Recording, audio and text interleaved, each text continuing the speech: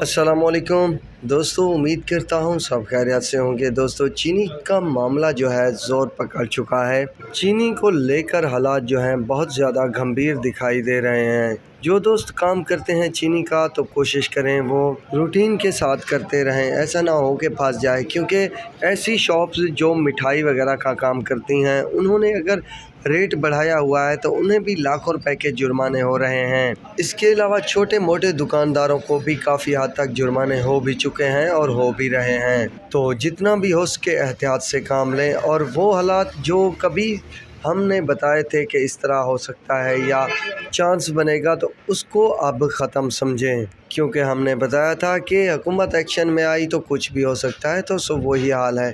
آج sugar markets میں کیا صورتحال ہے تو وہ آپ سب کے ساتھ شیئر کرنے والا ہوں اس ویڈیو میں۔